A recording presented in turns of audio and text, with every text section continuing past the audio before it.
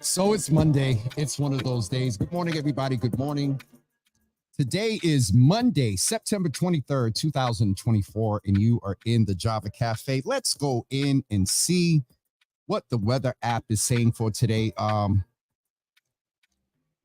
the fact that I'm wearing a hoodie means that though I knocked the chill out this week, I turned the heat on for about 2 minutes to knock the chill out the crib. Today they're saying that it's going to be a high, feels like 56, a high of 65 and a low of 54. Summer's over.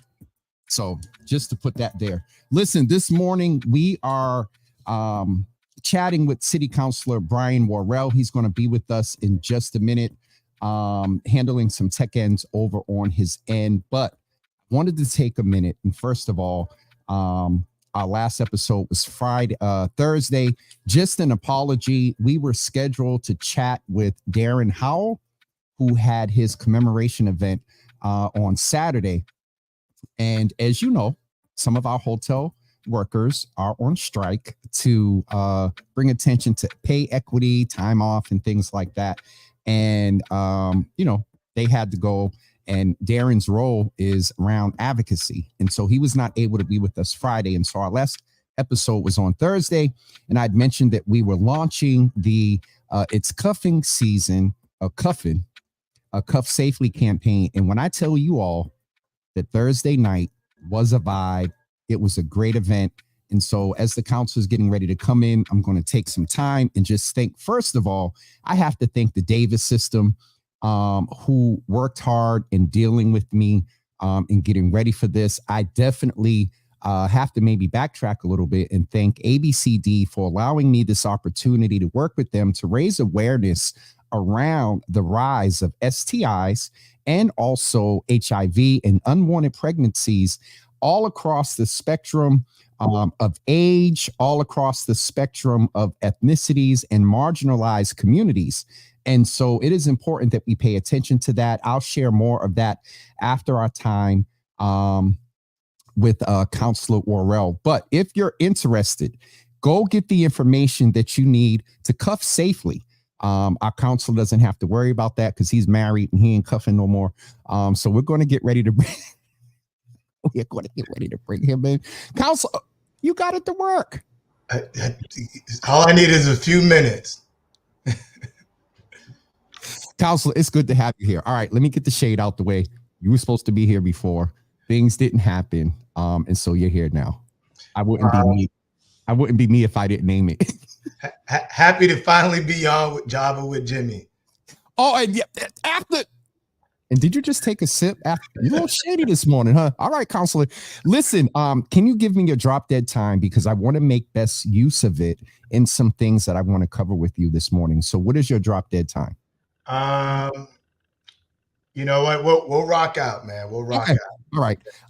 First of all, I have to ask you, Councilor Worrell, you move in a space that is, well, let me back up. Let me allow you to say hello to the audience. And then after you say hello, I always set context, as you see, with the mayor and different guests that I have that move in places of policy.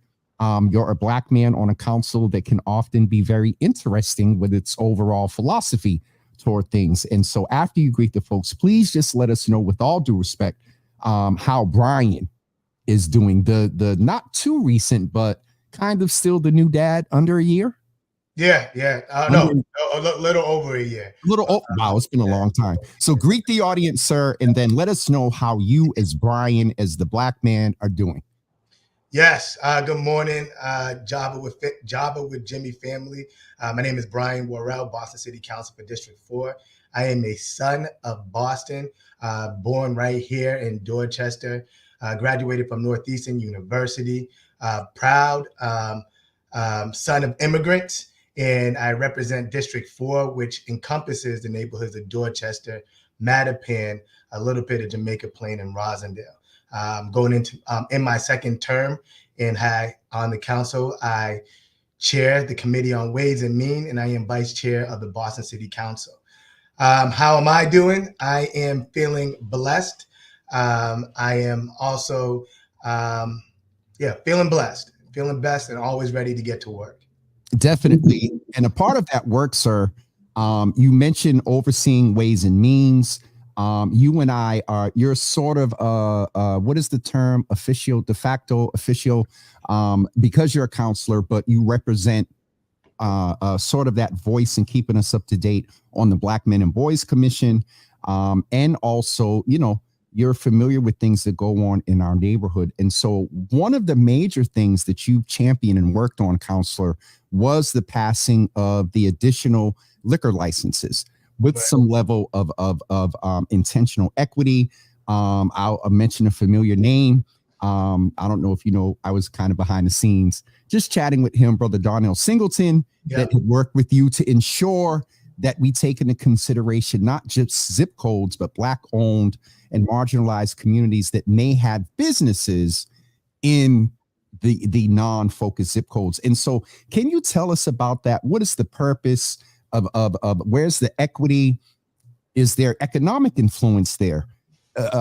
Some people bring up the issues of liquor licenses and safety and things like that. And so, sir, can you just tell us about, that process and then tell us about the success of it and what you hope to see come out of it for our community? Yeah. Big shout out first and foremost to the whole Black Men and Boys Commission.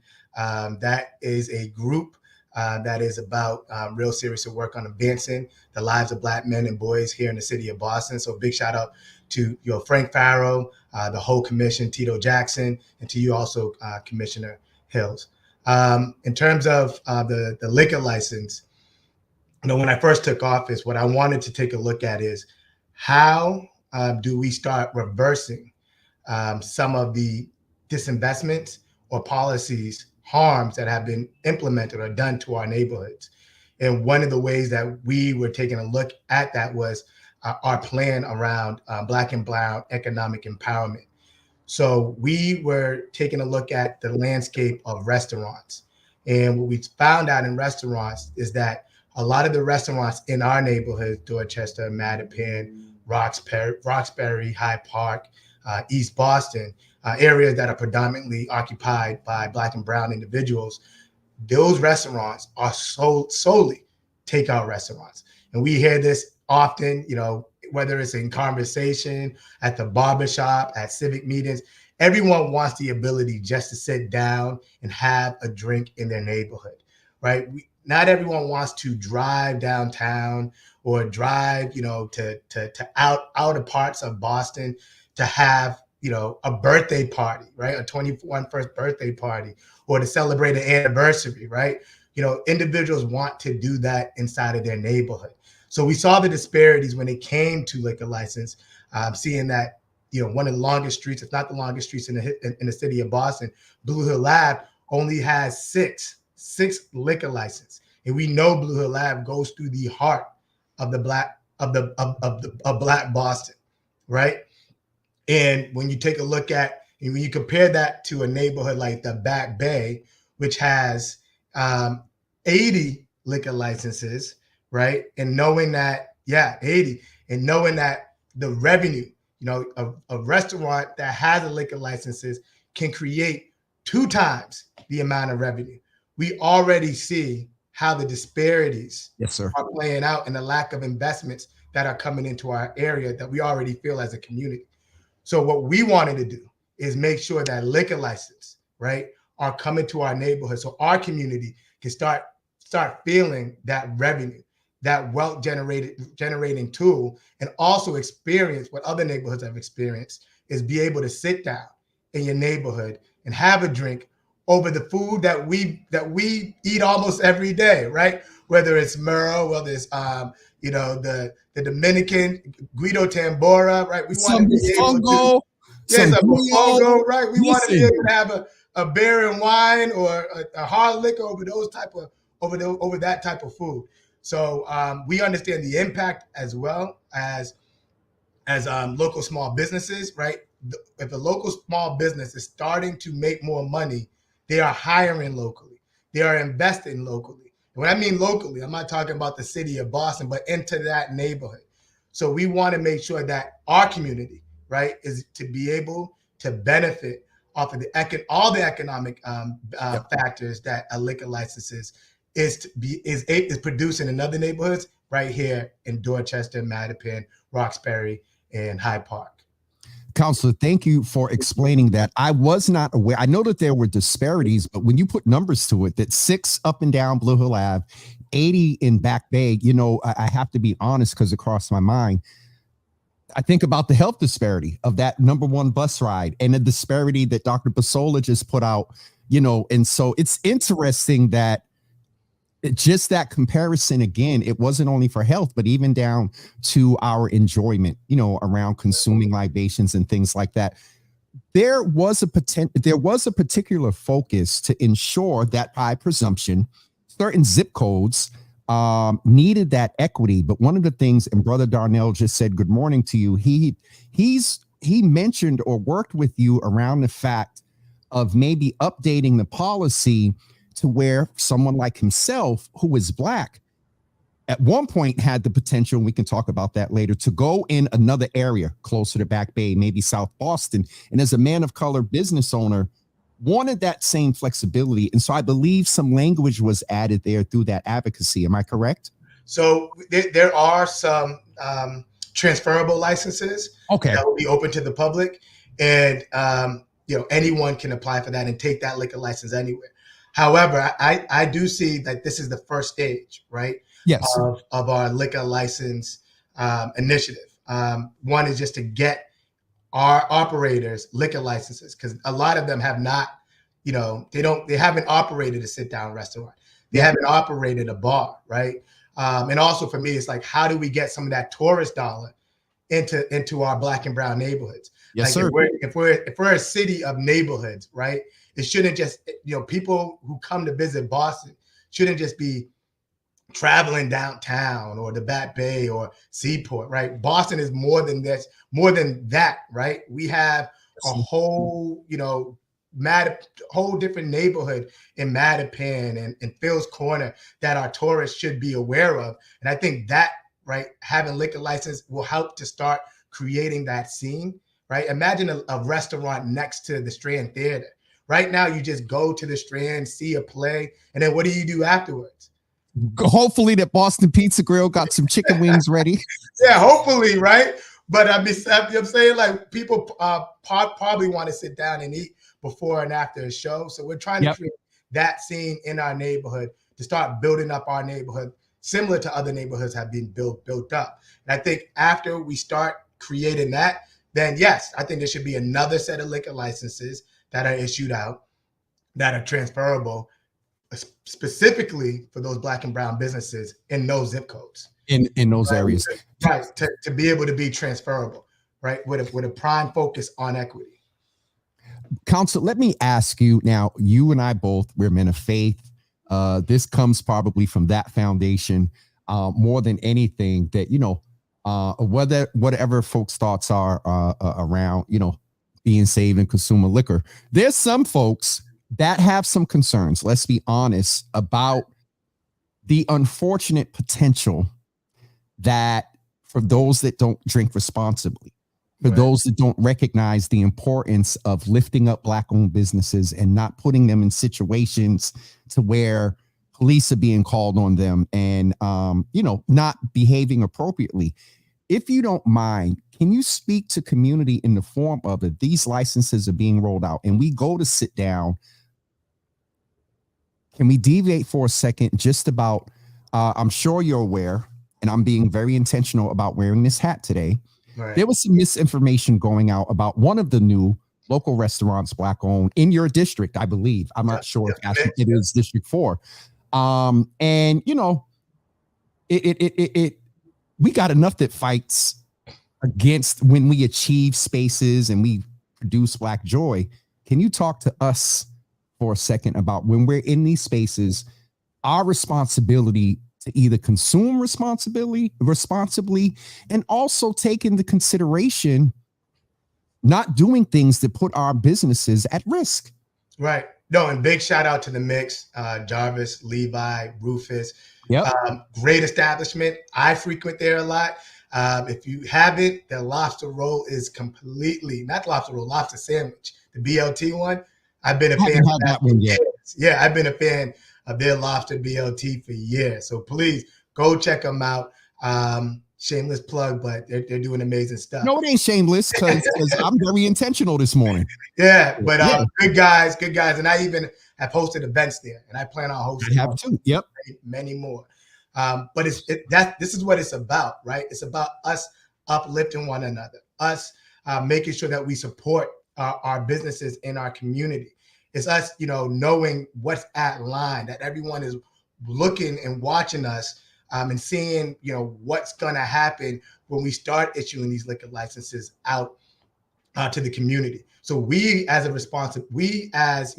patrons also have a responsibility to make sure that we're putting, our community, our neighborhood in a good light when we go out and eat and consume and have fun, right? We have to understand, we have to know what's online. So we also have to hold ourselves accountable when we go out and enjoy these great establishments that are putting everything into it. They're putting their life into it, and us as elected officials, right? We're fighting for the community. So we expect, you guys to play everyone to play their part in their role in making sure that we're pushing everything forward. That's right. Council, I thank you for that because that's real. Tashad, just to your point, the counselor did cover, it's not just about the liquor and the option to around the revenue piece. So he broke that down very, very well just a few minutes ago. I just want to acknowledge Brother Darnell that's in. I want to thank you for continuing the fight that then City Councilor and now Senator Ayanna Pressley started years ago. The fight continues, and together it will be a win for us. Darnell also says, I am glad you mentioned the mix. It's a great spot all the way around. Speaking to that, we as a community have to support and protect Black-owned businesses. And so, Council, I won't deviate too much. Let's resolve that what came out of this first segment is there is equity, there is economic equity empowerment in allowing these establishments to allow people that want to sit. This is addressing a huge discrepancy that all the way up the corridor, I would venture to say at least 85% of Blue Hill goes through communities of color rather. There's only 6, but over in the Back Bay area, there's 80. So to kind of transition, Councilor, we talked about being on the commission. We talked about safety to some extent for the adults and things. You and I, unfortunately, often get briefed and are aware just one from being in the community, but in our roles as commissioners rather, violence is very interesting in Boston. Numbers are low, but you're counselor of a district where numbers may be low, but however, what y'all seen his face, Counselor, how do we continue to produce peaceful lives in our community, despite a lot of the things that set us up, where young people a lot of times feel that they have no other choice but to shoot? What is your purview? I know you don't have a formal role on the council, but as a Black man and a leader in this community, just give us sort of your perspective of where things are with violence and what we as the community should be doing. And then, what we used to call the other side of 5. What are you observing going on there? Right. It's one of the, toughest part of my jobs is the violence, the gun violence that happens in our community. When you show up, to a crime scene, you just see the hurt all around, from, the individuals and family members that are impacted, to the community that has, constantly been impacted by gun violence.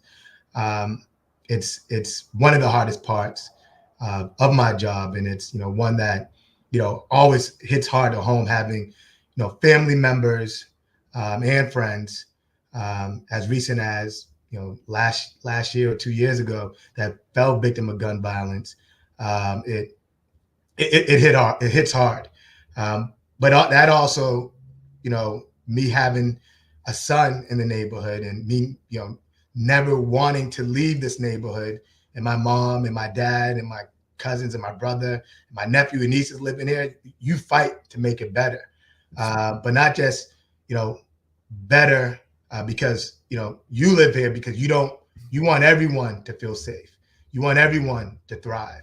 And one way we do that is to make sure that everyone has an opportunity to be their best selves. That's right. And that's in investing in people and letting people know that there's a path, right? There's a path to higher education. There's a path to a career, right? There's a path to whatever, being a small business owner.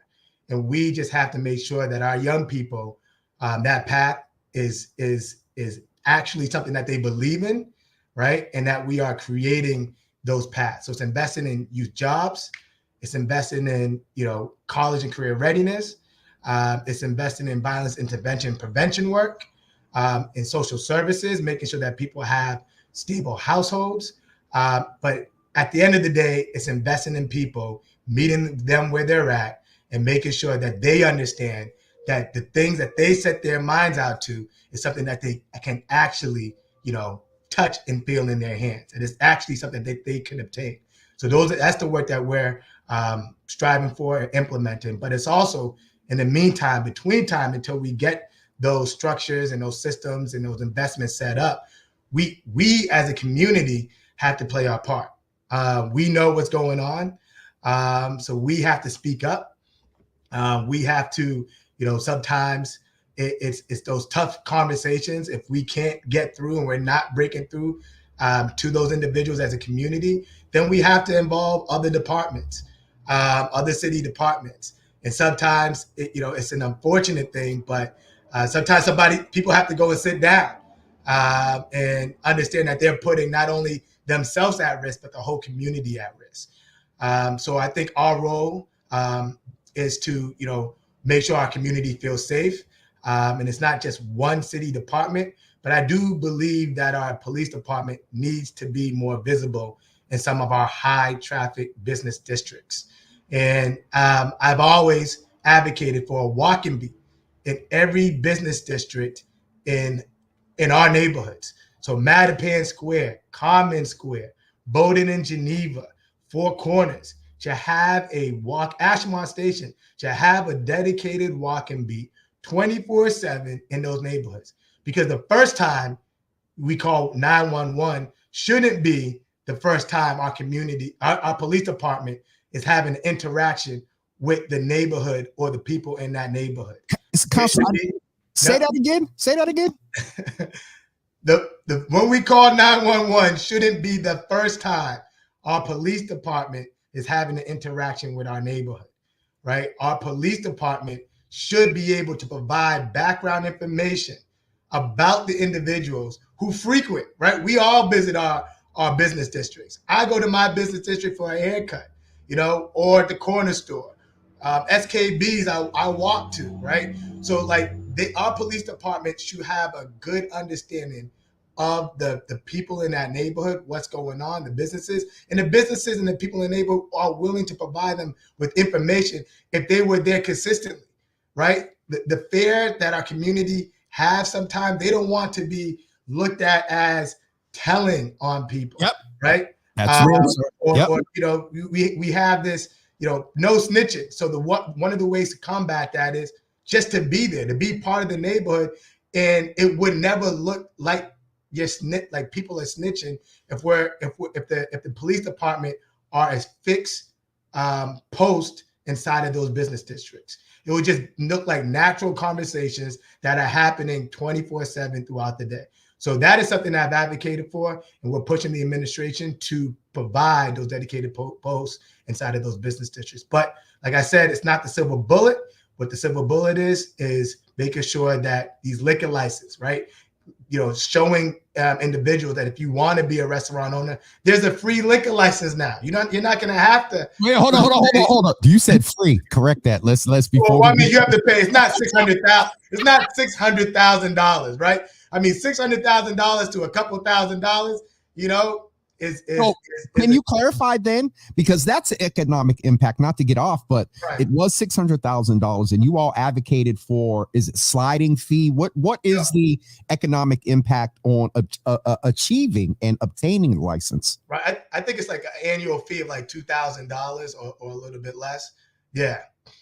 Versus the 600. Some of these old heads are going to be. But listen, right. I didn't even get started. And so, Councilor, thank you. I need to back up a little bit because in this 4.5 years, I've been able to develop a skill set around observation of my guests. Mm-hmm. And I went to the question, but I want to name, your whole demeanor changed when you talked about violence and in reference to losing a loved one and a friend a couple of years ago. And I saw, and this word is becoming so unfortunately trendy, and it's used in such a loose manner, but I saw the trauma hit you when you talked about that. And in that vein, and continuing the conversation, when a community, like,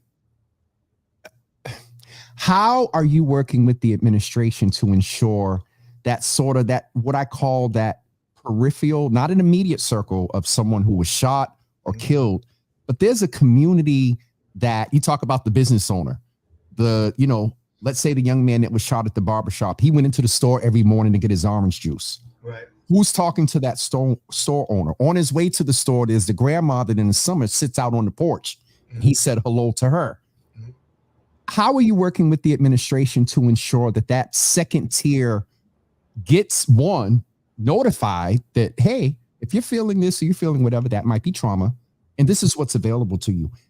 How are you ensuring that that's happening, at least in District 4? Are you aware that sort of sub-peripheral group is getting information and services? Yeah, and you raise a great point. And there are gaps in services. And one of the ways that I believe that we can, as a city, tackle that is, and I'm going to go back to this, like investing in people, right? And I think that the more we train people on psychological first aid, right? That they can start to identify, that someone is going through trauma and then connected them to the resources, the healthier our community will be. So I think that we have more to do when it comes to training and empowering people to help us as a community, help us as a city identify those individuals that we might not be getting in contact with or know who have been impacted by, violent incidents or incidents that are happening in the neighborhood. So I am pushing the administration, and we should have a training sometime soon from the Office of Emergency Management in our district to kind of do that type of training. But I think it's something that we need to make sure citywide. And I think, to your point, the training should be more expansive, not just on the search, but as much as we can do to make sure that our community is able to do a warm handoff to the city to connect those individuals with resources. Councilor, thank you. I'm in this vein because some years ago, I was really, you can ask Councilor Worrell. I think I went and met with him. I used to be on Councilor Jackson, but he at least had some company. You're I believe Henry Santana, you and Henry Santana are the only men of color. And I've had him on and we've talked about this as well. Two last things I'll ask about this in this vein of violence prevention and response. We talked about trauma. The role of Black male advancement, role of reentry. How do we ensure that the experience of what those offices do is implemented into the plans How do we ensure that that is happening? Well, you're always going to have a voice on the council through me. So any ideas that you do have, please always reach out to my office, and I will always lift up, the advocacy of, the our returning citizens and our black men and our boys. So I would say I'm always looking for policy, policy collaborators. Yep. So I think that the individuals that are on the ground that are doing the work, they have all the answers, So one of the ways that I draft legislation or policy or hearing orders is from what I'm hearing from our constituents and the people that are doing their work. So please, let me know, and you always have a voice through me on the council. Councilor, I'm taking my hat off as a commission member. And as a resident, I'm letting you know or requesting that, and I don't know if you all are working on this, but if there's a way that you talked about those that are doing the work, there's a way that you can ask for an audit of agencies that are given grants and awards to prevent, intervene, and in the worst case scenarios, respond to trauma and issues of violence. We need an audit of who is being impactful. And then in that audit, figure out a way to get community feedback on some of these agencies, because you got people that can write good grants and have been grandfathered and have had. Sorry, Councilor. We had these conversations in community. We should write what that audit is asking for, right? So happy to work with you offline. All right. To flesh out those questions. But I do agree, and I think not only around violence intervention and prevention, but to make sure that we're getting, as residents, right? We're tax-paying residents, the services that we're paying for. We should get our bang for our buck. So we should always constantly be doing audits on everything. Education, violence intervention, college and career readiness, maternal health, right? Everything that we're doing, we should be doing audits on, just to make sure that the tax-paying, we're consumers, right? We're spending money to get a service. So we should be making sure that we're getting the right value for our dollar. Councilor, thank you. I know it's a slippery slope. We're in a time where, Tip O'Neill said that all politics are local. True, but we understand that federal legislation impacts state funding, some local things. Let me just ask generally. How important is it to, on a federal level, support top federal candidates that share our values when it comes to folks that look like you and I, as well as demystify a lot of misinformation about said top potential federal leader? Yeah, I would say, I know from being in this role. Sorry. I know from being in this role that representation does matter. Yes, sir. And it matters not only because of your skin color, but also because of where you come from and how you grew up. Yep. And some of the policy or suggestions that you have because of the life that you lived resonates. It impacts so many others. Yep. And there is no other role bigger than our federal government roles, whether that's, our Congress people, our senators, but specifically our president. Okay. And we need to make sure, because a lot of the good things that we're doing as a city, a lot of that was done by ARPA dollars. And ARPA dollars are federal COVID dollars that were given to the city of Boston. And unfortunately, we are on a ticking timeline, and that timeline is going to run out. So in 2 years, a lot of the things that we have grown to love in the city of Boston, whether it's space grants or the $75,000 in down payment assistance, the city is no longer going to have the money for it. And the people who will is the federal government. So we need our federal government to play a part and to understand what we're going through. And the reason why people understand what we're going through is because they lived it, or someone in their cabinet has lived it. So we need those people in positions of power to deliver on the things that we know make a difference in our neighborhood. How do we ensure we deliver them? And we last got to thing, go out and vote. And I'm gonna tell you one thing, and I don't know. Brian, Counselor, come on, sir, come on. Let's go. I don't know where this comes from, but your vote does matter. I am telling you, every elected official probably knows the vote count in every ward and precinct, in every city and state, and they are counting on you to show up to vote. So we need you in order to deliver for you to get out and bring somebody out with you to vote. People is what drives democracy, and then the people drive the vote, and then people drive the democracy. So that means you are the center of everything that we do. So we need you to continue to deliver and shape this great city and this great state, and as well as this great country. So get out to vote and make sure you call someone. And if you call someone, pick them up if they need a ride. And if they don't have a ride, call your elected official, and I'm sure they will try to coordinate someone to get them there to that voting station. Counselor, thank you for your time with us today. Thank you. Your vote matters. Get out. Get it out. It really does. The number one thing locally is our city councilor, Julie Mejia.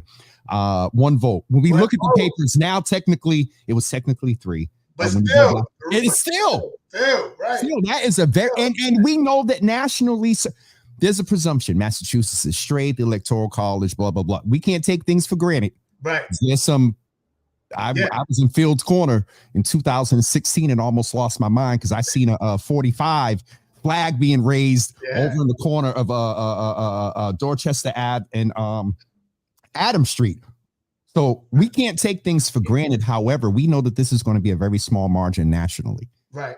And I would say that too is one, as a community, right, that constantly finds ourselves in a position to have to organize, to fight for equity, to fight for things, like we should always use any opportunity as an opportunity to organize, right? We shouldn't just be like, oh, it doesn't matter. We should constantly be organizing and realizing our collective power as a group, as a community. But also, if we know, right, we're gonna be straight here, we can also get on the phone and support and start phone banking, right, in other areas that might need the support. So get out and volunteer to make an impact across this great country.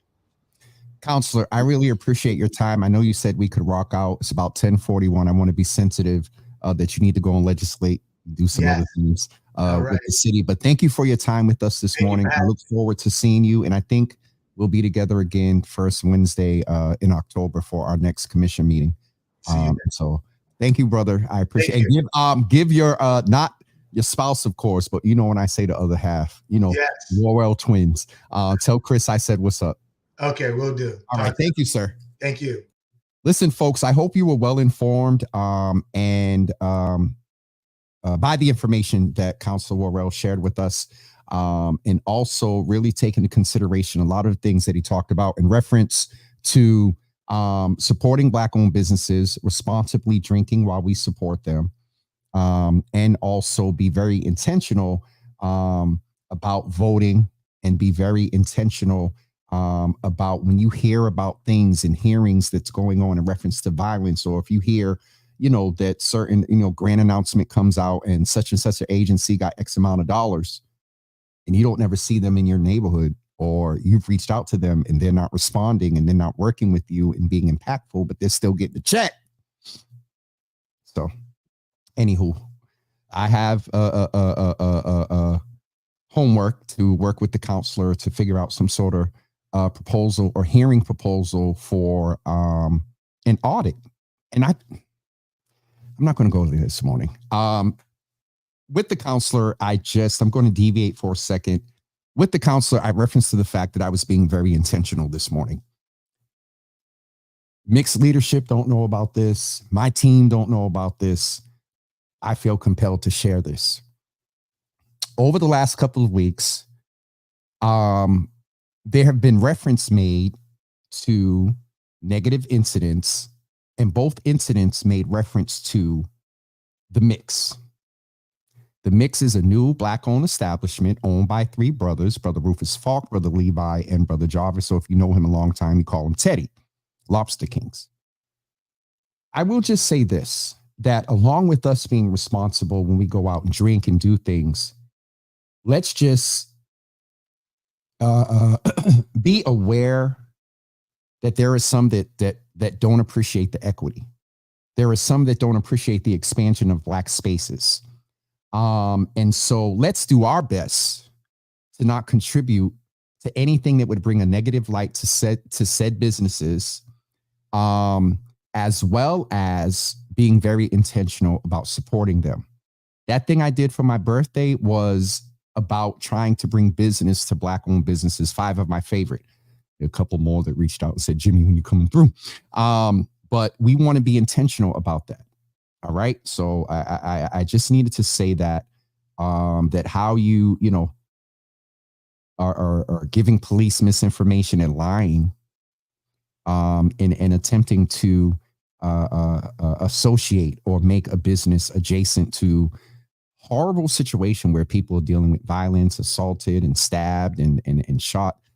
But let's be very aware. Okay. That's it for me this morning. We'll see you tomorrow morning at 10 a.m. And also, I want to make sure that you all are aware that this is not this Saturday, next Saturday, the 5th, October 5th, we are having the Black Boy Joy Summit that is taking place, I believe, at Hibernian Hall, and I'll share more information about that. I think that is it for me. Thursday, we did the Mix. Shout out to Brother Darren Howell on Saturday.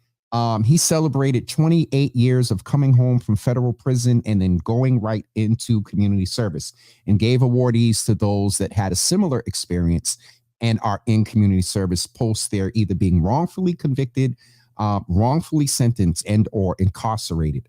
And so shout out to Brother Darren Howell. We did that on Saturday. I can tell y'all now, Darren let me order $5,000 worth of food. I had so much fun, and everything was just great. So shout out to the convention center, and again, shout out to the Mix, Brother Rufus, Brother Levi, and definitely our chef Jarvis, aka Teddy. Let me just show you. Well, no, I ain't gonna show y'all. The food was amazing. The vibe was amazing. Shout out to DJ Jeff, also Ms. Mo Filler, and Miguel for being an advisor to me, and also the Real Boston Media, who is a media partner in this campaign. And again, to Sharon, Scott Chandler, and those at ABCD Health Services, Maureen Scott. We're going to put some flyers and posters out on social media. We're going to work with a couple of our businesses to put posters in there as well. Rates are rising around sexually transmitted infections, HIV, and unwanted pregnancies. And it is imperative that we talk about equity. We need to be here to experience the equity. And we don't want something like a sexually transmitted infection. HIV is a lot more treatable now. And I'm fighting with the term unwanted, pregnancy. It's just interesting. I'm not talking about that in vain of abortion. Not. It's just when I was typing it earlier, I was like unwanted, and so it's important that we get the information. And one of the best ways that you can get the information is to go to all lowercase jwj.info/cuff safely. And that takes you directly to ABCD Health Services. And you can find out what's going on and what they're doing. They'll come out to your youth program. They'll come out to yes, the churches need to have sexually transmitted HIV and unwanted pregnancy conversations. Yes, the church does. So they'll come to your church and maybe you can work with them around,